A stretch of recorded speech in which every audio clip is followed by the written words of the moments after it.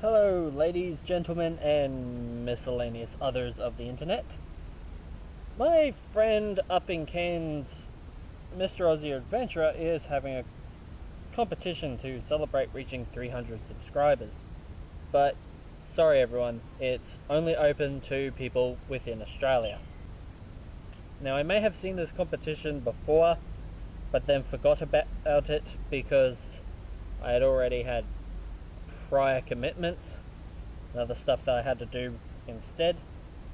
But I saw CSG Survival's entry into it last night, so I went in, I checked it out. So for the competition, I think I have to do Bushcraft. Wow, that's going to be out of the ordinary, isn't it? But I figured, what the hell, may as well try something interesting and try and teach us something new for this competition. Now, CSG was making a spoon for his. Okay, seriously, come on. What is with all the spoons? Have you noticed how obsessed the online bushcraft community seems to be with spoons? Personally, I don't understand it. I mean, I saw one guy say he did 2 spoons in 10 hours.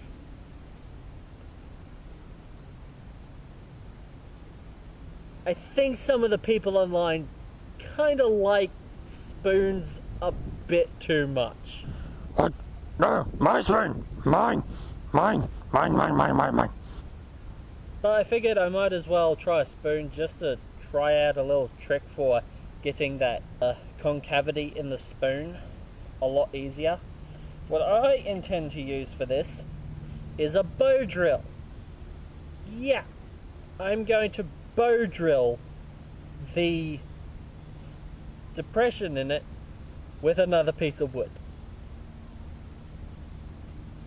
as opposed to, you know, getting a specialist tool to carve it out.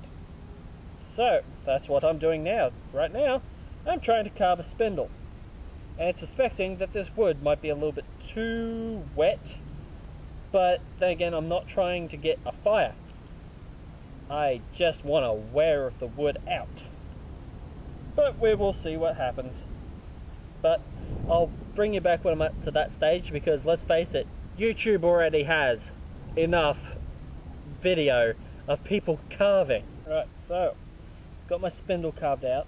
Now I've taken all of the bark off of my piece of wood that I want for my spoon. I've flattened out the top, got a nice surface to start my spindle going on, and a section for me to put my knee on, because that is way too short for a conventional bow drill. At least looks like it is. So probably going to have to use my kneeling bow drill method, which I'm yet to see another person do that method. However, this wood is really damp, so I don't even know if this will work. But then again, I cannot remember ever seeing someone else use a bow drill to bore the concavity into their spoon. I'm sure someone must have done it at some point, but I cannot remember ever seeing it. But the idea just came to me because we know bow drills bore holes. Anyone who's done a bow drill should probably realize that a bow drill will bore a hole into wood. In fact, I believe the Egyptians even used it to help build the pyramids. I think they had a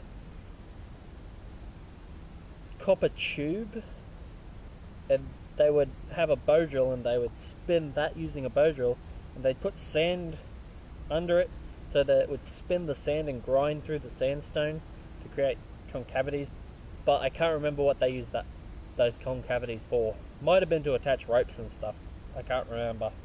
So first I need to create a little divot so that I can get my spindle spinning in it. Now, to make the divot, I'm going to use another method that can be used to make concavity in spoon. What I'm doing is I go in on an angle and I cut around like that. And of course you gotta move the wood for this, but you slowly make a small divot. Now this same method can be used to carve out a spoon. CSG was using the method of cutting a square. I think he was going down each side, going across, and then trying to pop it out.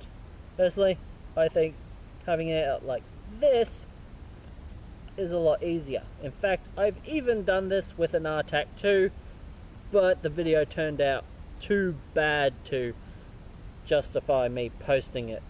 Now I'm not trying to carve out the whole concavity now. I'm just trying to get enough of a depression so that my spindle will sit in it while I'm using it for a bow drill. Let's see if this pops out. Yay! Okay, so this spindle's probably way too big. So I'm going to thin it out, make like an hourglass spindle.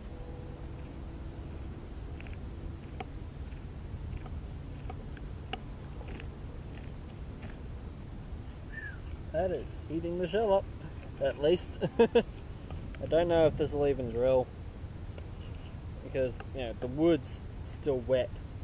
This is the same pine that was cut down because it was close to power lines, so I made a quickie survival bow out of it.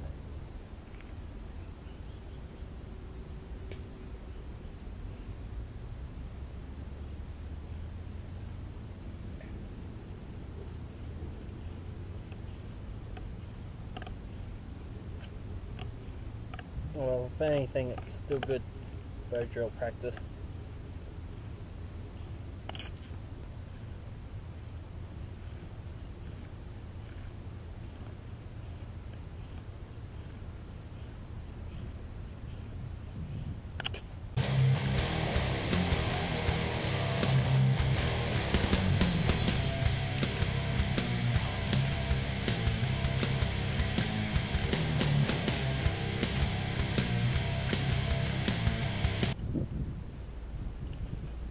It's warming up, but it's still wet wood, so if it was dry wood we'd be seeing some action by now. Right, so it's definitely too wet for me to get it really going now. Getting a little bit of an effect, but I'm getting a tiny amount of progress because it's still got its original moisture in it. So it's just sliding too damn easy. So let's try do like the Egyptians did. Let's put some sand in this bad boy.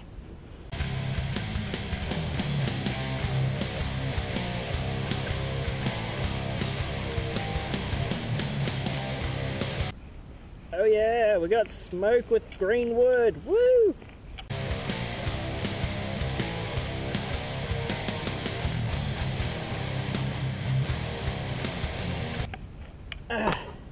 That's really heating up the shell. But as we can see by the brown, we're getting progress. Don't want to take it away because they'll remove any heat. We'll grind that into it.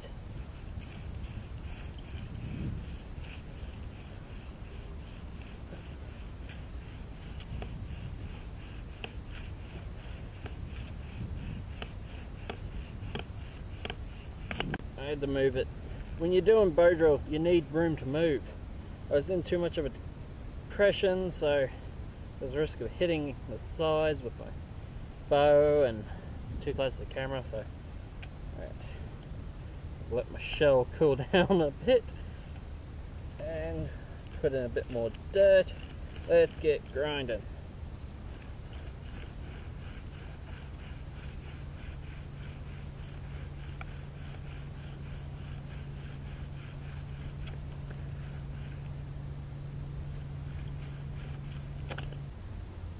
Nothing all that impressive. Probably could have carved it just as easily in that same amount of time. It's just a matter of repeating this process over and over again for how deep I want this spoon to be. Alright, now we've got a bit more of a hole. Alright, so I guess I'll carve the rest of it. Hasn't YouTube already got enough videos of people carving spoons? Alright, so there we are.